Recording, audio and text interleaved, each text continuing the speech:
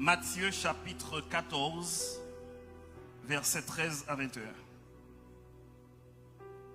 À cette nouvelle, Jésus partit de là dans une barque pour se retirer à l'écart dans un lieu désert, et la foule, l'ayant su, sortit des villes et le suivit à pied. Quand il sortit de la barque, il vit une grande foule et fut ému de compassion pour elle, et il guérit les malades. Le soir étant venu, les disciples s'approchèrent de lui et dirent: ce lieu est désert et l'heure est déjà avancée. Renvoie la foule afin qu'elle aille dans les villages pour s'acheter des vivres. Jésus leur répondit: ils n'ont pas besoin de s'en aller. Donnez-leur vous-même à manger. Mais ils lui dirent: nous n'avons ici que 5 pains et 2 poissons. Et il dit: apportez-les-moi. Il fit asseoir la foule sur l'herbe, prit les 5 pains et les 2 poissons, et levant les yeux au ciel, il rendit grâce, puis il rompit les pains et donna aux disciples qui les distribuèrent à la foule. Verset 20. Tous mangèrent et furent rassasiés, et l'on emporta 12 paniers pleins de morceaux qui restaient. Ceux qui avaient mangé étaient environ 5000 hommes, sans les femmes et les enfants. Parole du Seigneur. Merci, rassoyez-vous.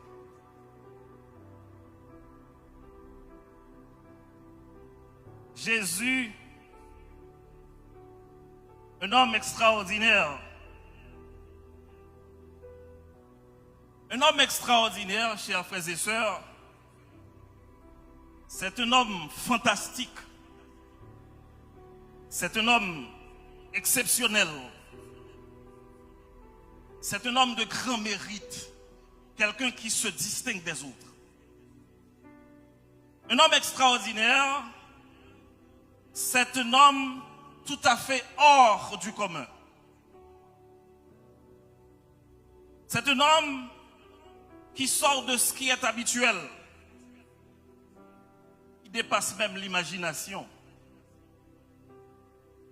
L'humanité connaît en pile grands hommes. On va le citer,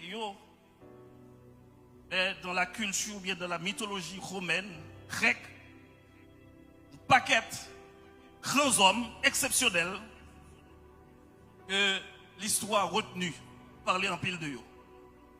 Mais qui t'aime au matin, Jésus était, Jésus demeurait l'homme le plus extraordinaire de tous les temps. Et par sa vie, par son parcours, par son ministère, Jésus prouvait que son homme extraordinaire. D'ailleurs, remarquez, jusqu'à présent, sa naissance pose problème. Jusqu'à présent, des historiens, des théologiens ont parlé de sa naissance, de son existence, de sa vie, de ses réalisations. C'est un homme extraordinaire. En quoi Jésus, l'homme extraordinaire, se distingue-t-il? Et c'est à cette question-là que je voudrais répondre ce matin. Qui ça fait de Jésus l'homme le plus extraordinaire? Donc à travers ce texte, ce passage, nous allons regarder effectivement comment Jésus distingue par rapport aux autres. D'abord, il est extraordinaire, c'est dans sa volonté de répondre à nos besoins. Jésus a une volonté pour répondre à besoins petits. Est-ce que l'église est là? Jésus a une volonté pour répondre à exigence nous, à besoins petits. Dans le texte que nous lisons là, le verset 14 nous dit que Jésus est ému de compassion pour la foule, une grande foule qui suit Jésus. Si vous remontez au verset 1 à 12, il est question de la mort de Jean-Baptiste. En tant qu'humain, car il était à la fois homme et Dieu, dans son humanité, ça fait le mal. Il a sympathisé avec le mort Jean-Baptiste. Malgré qu'elle reconnaisse le ministère, elle était reconnaître le ministère de Jean-Baptiste. Ah, bon, précision là. Bon, précision parce que grand pile leader ici. Remarquez, Jésus, il sait qu'il est Dieu, donc il est Dieu. Il a un ministère, il est loin pour le service. Mais en tant que leader, il respectait le timing. Il respectait le temps. Et c'est ça que fait remarquer, immédiatement, Jean-Baptiste emprisonné, Jésus commençait le ministère. Donc, il a compris que ce dernier était un prophète intertestamentaire. Donc, il n'a pas droit à l'interférer avec Jean-Baptiste. Et c'est ça que fait, immédiatement après la mort de Jean-Baptiste, son ministère fait son petit bonhomme de chemin. Donc, ils comprennent que dans le leadership, il y a un temps pour chaque chose. Amen, amen, amen, amen. Dans le leadership, il y a le timing à respecter. Et c'est ça que fait pendant Jean-Baptiste en prison, Jésus commençait à faire miracle. Jésus commençait à faire boiteux marché. Jésus commençait à faire monde qui part, ouais, la fait, ouais. Jean-Baptiste, pour qu'on comprenne, il voyait à demander Jésus, est-ce que c'est vous même qui était pour venir? Effectivement, Jésus dit, Aldil, boiteux au marché. Aldil, monde qui mourit ressuscité. Aldil, que miracle qu'a fait. Oui, c'est moi-même. Donc, éviter cette lutte d'influence pour l'influence, contrairement à ce qui caractérise les églises d'aujourd'hui. Jésus évitait ça. Il a compris qu'il devait commencer son ministère après le départ de Jean-Baptiste. Car Jean-Baptiste était là pour frayer, pour préparer le chemin. Donc après la mort de Jean-Baptiste, le texte nous dit au verset 13, à cette nouvelle, Jésus partit de là dans une barque pour se retirer à l'écart dans un lieu désert. Donc ça touchait dans son humanité, ça fait le mal. Donc il a sympathisé avec Jean-Baptiste, comme quelqu'un qui lui a préparé le chemin. Et puis pendant que Jésus mettait corps à l'écart, il y a une foultitude de monde qui apprennent ça. Et le texte nous dit pendant que Jésus a descendu de la barque là, foule là envahit. On va le montrer la volonté de Jésus pour répondre aux besoins de ses enfants. Le texte nous dit, et la foule l'ayant su, sorti des villes, donc pas de la ville, mais des villes, c'est-à-dire, mon sorti un peu partout, pour venir regarder qui est ça, quel est cet homme-là, qui, maladie pas qu'à camper des vols, quel est cet homme-là, n'est-ce pas, problème pas qu'à camper des vols, qui est ce nom ça y est. Et le texte nous dit que foule là envahit Jésus pendant la descente de barque là. Le verset 14. Quand il sortit de la barque, il vit une grande foule. Pendant que Jésus descend de barque là, il voit un boiteux. Pendant que Jésus descend de barque là, il voit un aveugle. Pendant qu'il descend de barque là, il voit un monde qui a souffert depuis des années avec maladie. Pendant qu'il descend de barque là, Jésus voit un monde qui a crié. M'imaginez le femme enceinte qui a souffert. M'imaginez le cocobé. M'imaginez le toute qualité monde qui a souffert des traumatismes de toutes sortes. Et le texte nous dit qu'il fut ému de compassion pour elle et il guérit les malades. Il fut ému de compassion pour elle. Et qu'est-ce qu'il fait? Il guérit les malades. Jésus ouais foule là, lui ouais mon cap souffri. Ça touche. Ça touche parce que mettait dans condition yo, c'est ça la compassion. Il mettait dans peau yo, la sympathiser avec yo. En même temps, Jésus commençait à guérir malade. Imaginez Jésus a dit "Eh boiteux, levez campo marcher." Imaginez Jésus a dit aveugle, je dis à fort ouais. Imaginez Jésus qui a dit, regardez vous-même qui était cocobé, paralysé depuis des années, levez camper au marché. Un homme extraordinaire. Il commence à guérir les malades. La compassion, chers frères et sœurs, c'est un élément qui est fondamental dans le leadership. Particulièrement dans le leadership chrétien. Il y a un leader qui n'est pas soucié de fidèle. Il y a un leader qui n'est pas contre sa fidèle à traverser. Il y a un leader qui a des infidèle n'est pas intéressé. Ou manquer en pile. Donc le texte nous montre ici, Jésus, l'homme extraordinaire, leader par excellence, il touchait par les mots de la foule, il touchait par les difficultés, les problèmes que confronte la foule. Il pas seulement touché. Quand pile monde, il y a un problème non, il constaté problème non, il parlé problème non, il a blague à problème non, mais il pas agi sur problème non. Donc Jésus, non seulement lui ouais problème non, il constate problème non, mais Jésus agit sur problème non. Donc Jésus, notre modèle par excellence, il fait comprendre, c'est pas seulement un problème, non, c'est pas seulement un frère dans une situation difficile pour me parler le mal. Regardez, qu'on a chrétien parler mal sur les réseaux sociaux, ils parlent mal de tous côtés, ils parlent mal sur WhatsApp, ils parlent mal sur Facebook. Alors qu'ils n'ont pas pris responsabilité. Donc ce modèle de compassion incarné ici dans ce texte par Jésus-Christ, il doit caractériser chaque leader chrétien qui a suivi Jésus.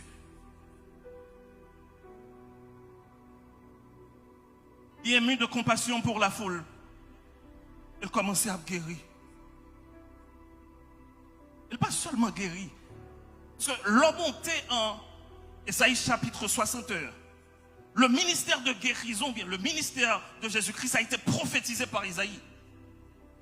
En regardant en Ésaïe 61, verset 1 et 2, je vous lis le texte. L'Esprit du Seigneur, l'Éternel est sur moi. Car l'Éternel m'a oint pour porter de bonnes nouvelles aux malheureux. Il m'a envoyé pour guérir ceux qui ont le cœur brisé, pour proclamer aux captifs la liberté et aux prisonniers la délivrance, pour publier une année de grâce de l'Éternel. Le texte nous dit, et un jour de vengeance de notre Dieu pour consoler les affligés. Le ministère de guérison, le ministère de compassion, le ministère d'amour de Jésus-Christ a été prophétisé par le prophète Ésaïe.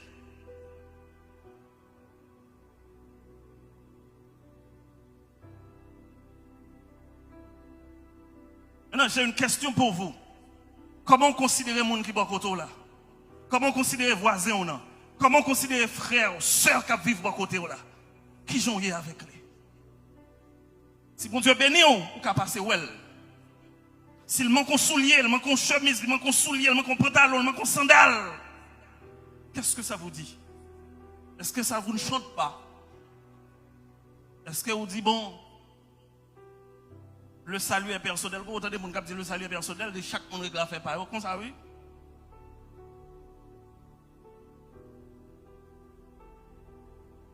Donc chaque croyant, chaque chrétien, chaque serviteur de Dieu, chaque monde qui dit on c'est chrétien qui suit Jésus, il doit animer par cette compassion. Et Jésus, cet homme extraordinaire, malgré son autorité, malgré sa toute puissance, il descend dans le niveau. C'est ça que fait pas qu'à comprendre, l'heure où on a dit Noël c'est fête païenne.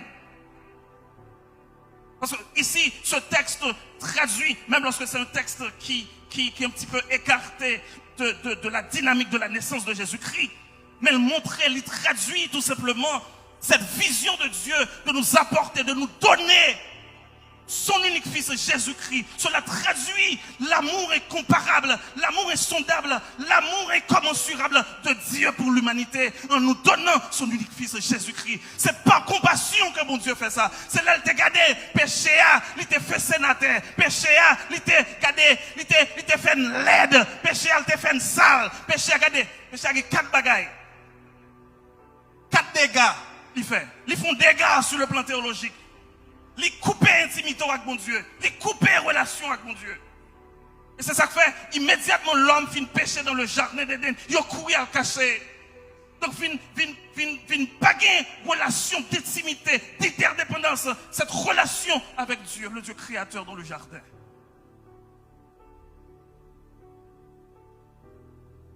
Il y a aussi des dégâts cosmologiques.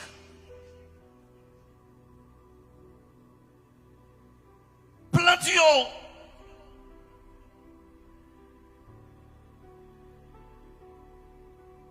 Ça vous comprenez? Regardez, je dis à mon a souffert. Regardez, je dis à mon a souffert. Vous êtes rentré dans la market là, vous avez acheté un petit raisin par exemple. Ok, non mais oui. Le dégât est aussi anthropologique. Regardez l'homme. Et moi, je Genèse 6, lorsque mon Dieu m'a dit, moi regrette, moi t'ai créé l'homme ça. Parce que pour but, je t'ai créé là, je t'ai créé pour m'adorer, pour l'adorer, je t'ai créé pour te donner gloire. L'homme a raté le but, l'homme a péché contre moi.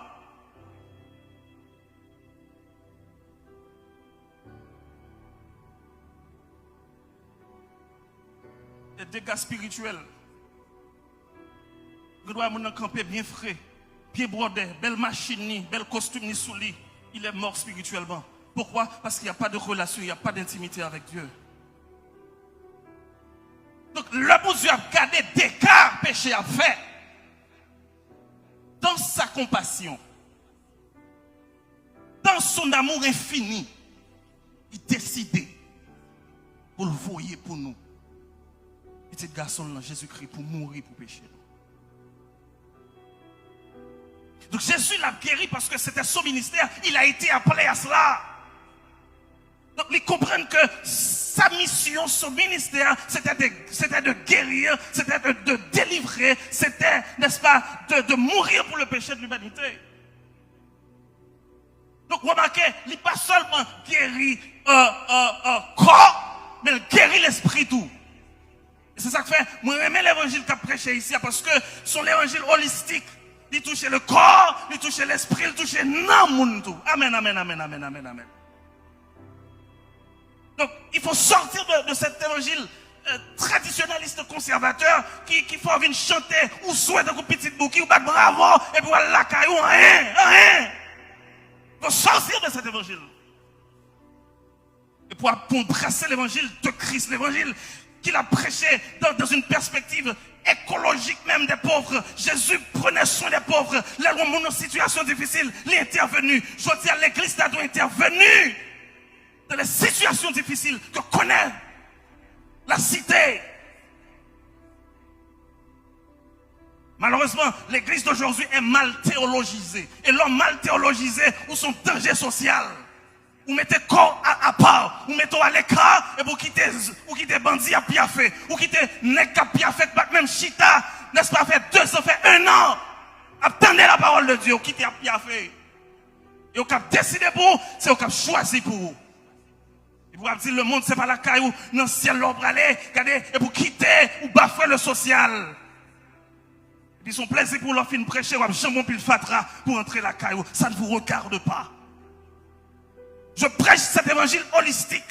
Je prêche un évangile dans son holisticité, dans sa globalité. Et c'est exactement ça que Jésus a fait là. Il a touché le corps, il a touché l'esprit, il a touché l'âme des pauvres. C'est un homme extraordinaire. Jésus se soucie de nos besoins.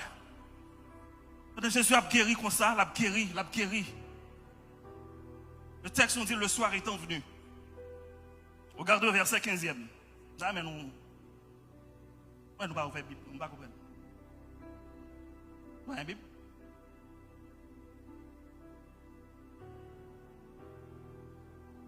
Le soir étant venu, les disciples s'approchèrent de lui et dirent, écoutez, Jésus, ce lieu-là est désert et l'heure est déjà avancée. Renvoie la foule afin qu'elle aille dans les villages pour s'acheter des vivres. Non, c'est logique. Et là, c'est le langage de quelqu'un qui est limité.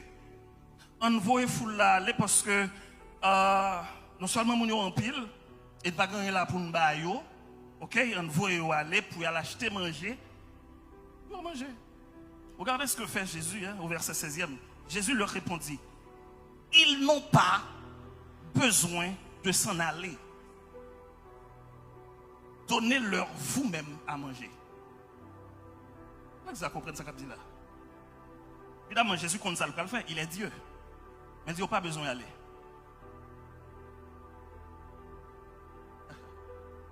Et Jésus connaît monsieur Yo dans l'incapacité de subvenir aux besoins de la foule.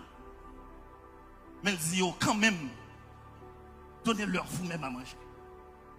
C'est ça un leader. La pousse pousser au-delà de votre force.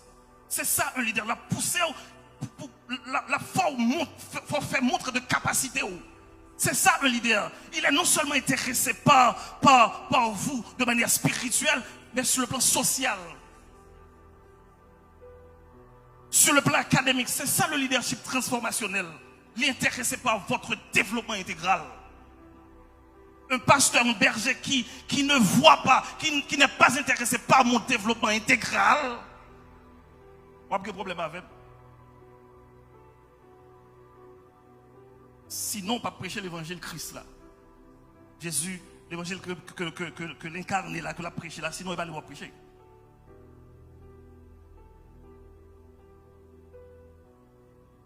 Malgré leurs limitations, Jésus connaît que vous limitez. Il dit, pas au manger ou même. Jésus connaît que la puissance de la grâce, même lorsqu'on n'est pas capable, même lorsqu'on est limité, même lorsqu'on est faible, même lorsqu'on paraît insignifiant, la puissance de la grâce qu'a fait accomplir de grandes choses dans le Seigneur. Donc il essaie de booster. Il essaie de booster ses disciples. Non seulement de les booster, mais aussi à manifester leur foi. Donc il devait croire que Jésus qu'il a, il ne doit pas dire faut là pour aller, pour nous aller. Parce que Jésus est là. Jésus qui a créé à partir de rien. Donc les disciples devaient savoir qu'ils étaient entourés par l'homme le plus extraordinaire, le roi des rois, le seigneur des seigneurs, le tout-puissant. Ils devaient savoir ça.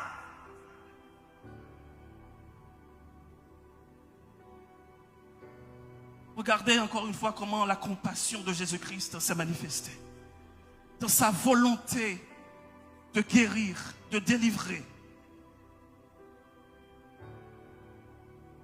Parce que regardez verset 6 là. Alors, en Jean 6, verset 6, qui reportait même histoire là, comme ça le dit. Il disait cela pour l'éprouver. Car il savait ce qu'il allait faire.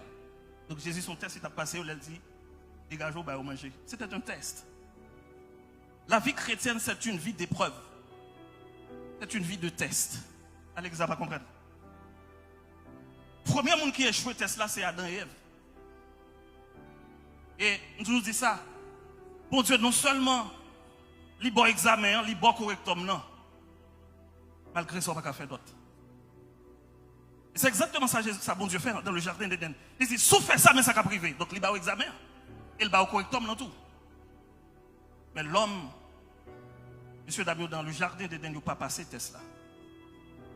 Même j'aimerais m'avoir aujourd'hui, en pile fois examen en main nous. Correctum en main nous. Ou qu'on est faut persévérer dans la sanctification. Ou qu'on est faut pratiquer la justice. Ou qu'on est faut faire montre de compassion en tant que serviteur, en tant que chrétien. Ou qu'on est, ou doit, mais tout ça qui est bon pour faire, est-ce qu'on fait tout vrai? On bataille pour faire. Donc la vie chrétienne, c'est une vie de test. C'est une vie d'épreuve. Et cette règle-là, même Jésus n'a pas fait exception. Il a été tenté en toutes choses.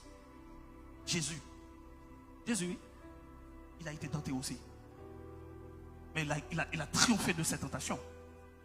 Et c'est ça que vous faites. Vous résistez. J'aime Hébreux 12. Vous n'avez pas encore résisté jusqu'au sang luttant contre le péché. C'est pas fini, péché n'a pas fini. C'est pas fini, tête chargée n'a pas fini. Mais battre pour triompher. Amen. Donc Jésus fait montre de cette compassion. Il voulait guérir, il voulait délivrer. Là Jésus rencontrait Bartimée. Il dit Bartimée, que veux-tu que je te fasse? Qui sort voulait me faire pour vous? Qui sort voulait me faire pour vous? Lorsque Jésus a rencontré le centenier, il dit pas de problème, j'irai et je le guérirai. Il fait montre de compassion.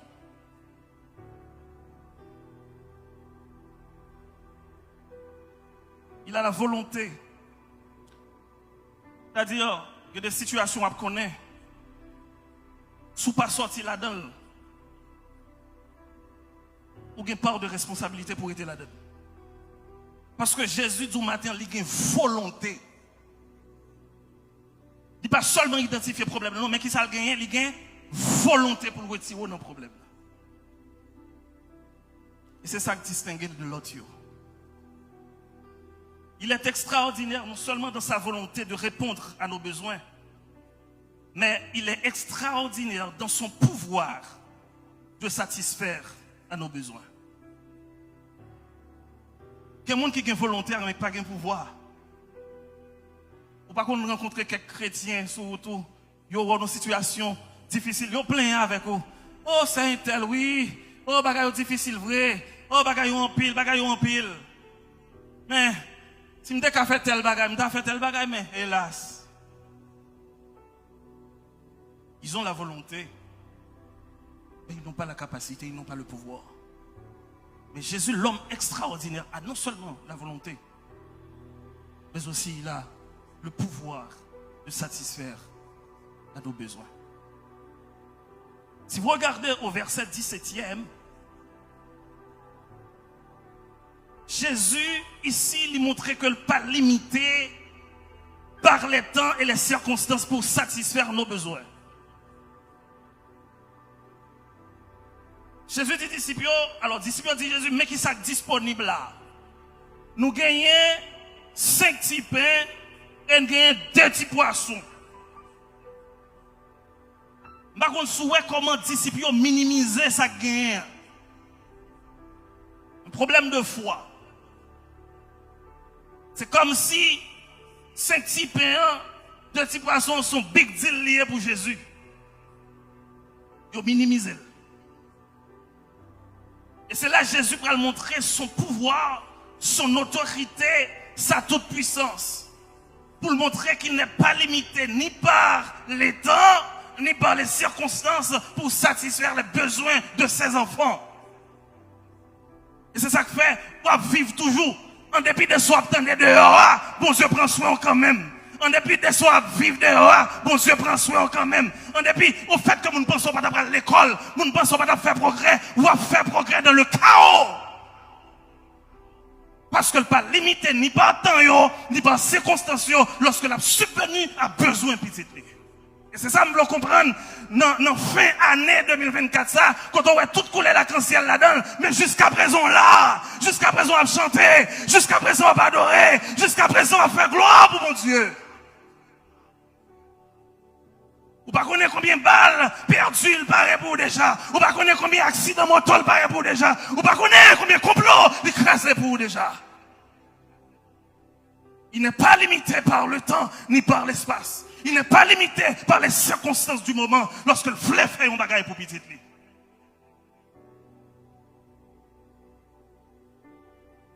Le verset 17 nous dit, nous n'avons ici que 5 pains et 2 poissons. Écoutez, regardez le verset 18. Jésus dit, messieurs, apportez-les-moi. Porter ça qui paraît insignifiant aux yeux de la société, aux yeux de tout le monde qui a observé.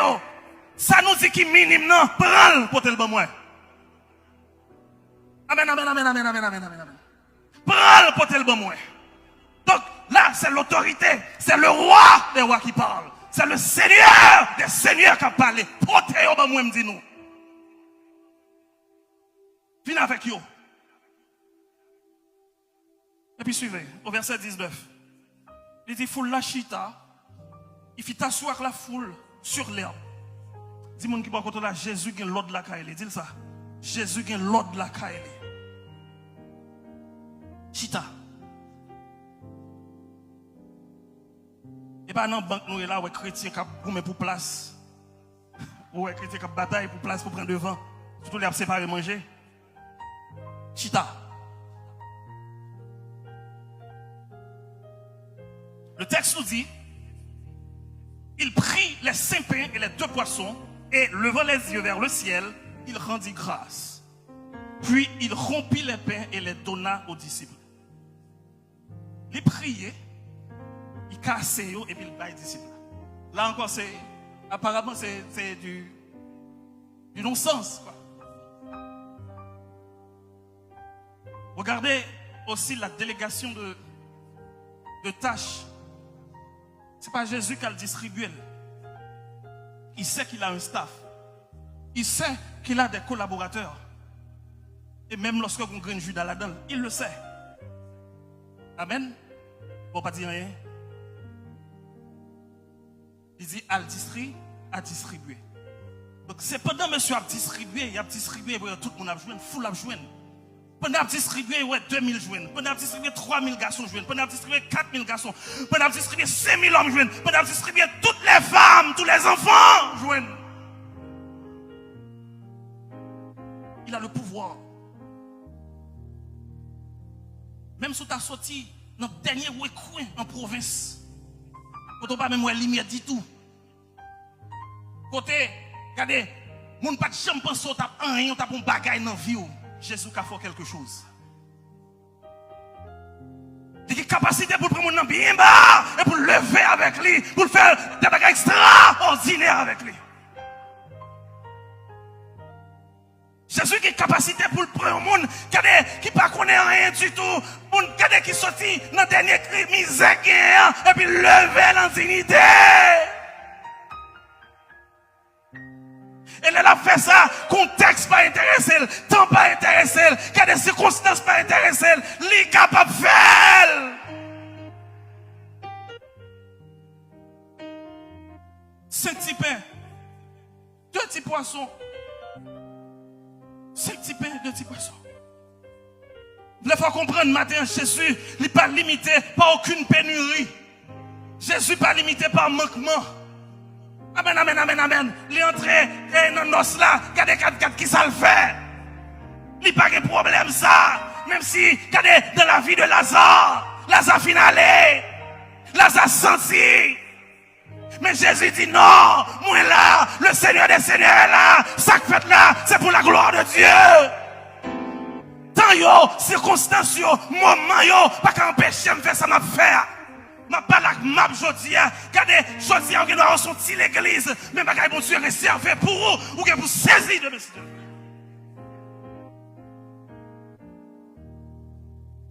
Il n'est pas limité par espace. Si c'est espace ou besoin, mon Dieu qui élargi tant tout. Amen, amen, amen, amen, amen.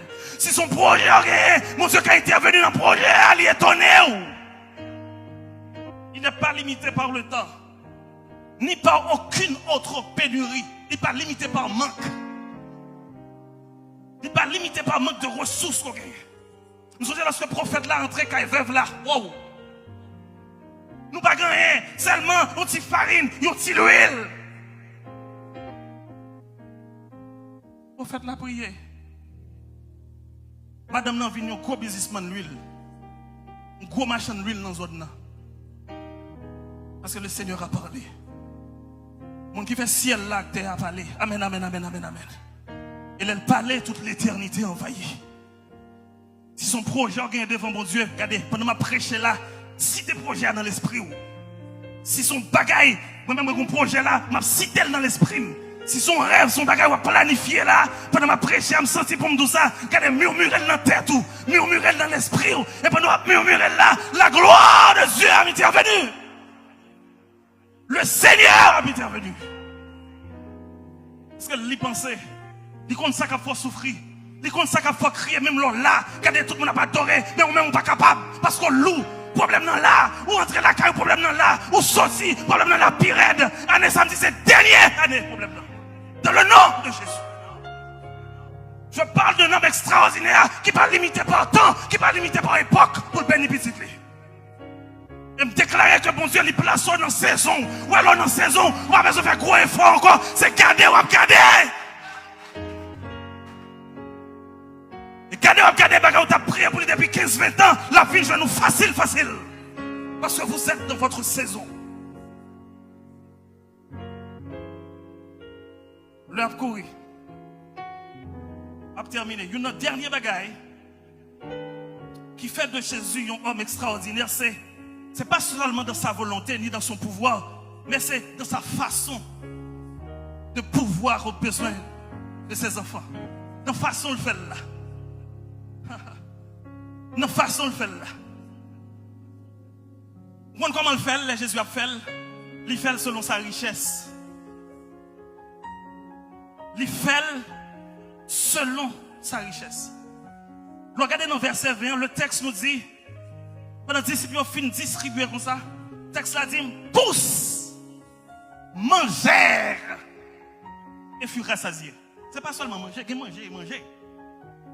Ils manger avec manger. Tout manger, vendre des boutonnets. Tout manger, vendre plein. Ça veut dire qui ça? Ça veut dire état de pauvreté ou situation de qu'il est le dépositaire de toutes les richesses de Dieu. Je lis le texte.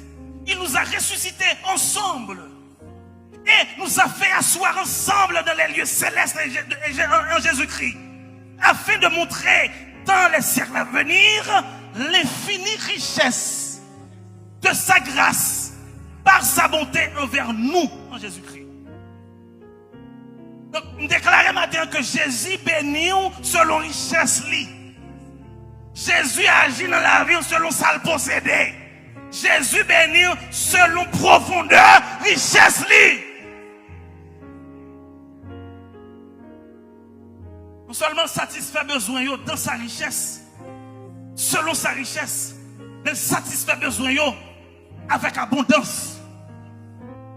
Tous mangèrent et furent rassasiés. Et le texte nous dit, et l'on emporta 12 paniers pleins de morceaux qui restaient. Non seulement plus que 5000 nègres mangeaient, familles mangeaient, si vous mangeaient, mais il y a combien de paniers?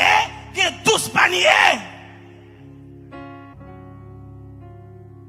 Sans compter les femmes et les enfants. 5 petits pains, 2 petits poissons. Il est le même hier, aujourd'hui et éternellement. Il a une capacité pour le faire aujourd'hui. Il a une capacité pour le faire dans la vie de aujourd'hui. Donc, non seulement les Jésus a béni, il béni selon richesse, il béni avec abondance et parfois il gâte autour. Parfois, il béni nous au-delà de l'attente nous. Et c'est ça, pasteur, tu as exprimé tout à l'heure là. On chèque une venue au-delà de ses attentes. Au-delà de ses attentes. Au-delà de ses attentes. Maintenant, moi, il faut voir Jésus ça de manière extraordinaire. Jésus ça que vous observez. Pas ouais, dans mon petit Jésus dans le crabe. Ouais, comme un grand Jésus qui a présidé à la création, le Tout-Puissant, le pain de vie, c'est comme ça pour elle. Donc, sous elle de manière extraordinaire, on va mener une vie chrétienne extraordinaire. Pas seulement sur le plan financier, mais sur le plan spirituel, sur le plan moral, sur le plan matrimonial, sur le plan familial, sur le plan académique. Jésus est un homme extraordinaire. Il est extraordinaire dans la volonté pour le délivrer nous, pour le bénir nous, pour le guérir nous, pour le satisfaire besoin nous. Il est extraordinaire dans la capacité qu'il gagne, dans le pouvoir qu'il gagne pour subvenir à besoin nous. Il est extraordinaire également dans sa façon de faire les choses, dans sa façon de nous bénir, sa façon de nous élever. Il en soit ainsi pour vous et que Dieu vous bénisse abondamment.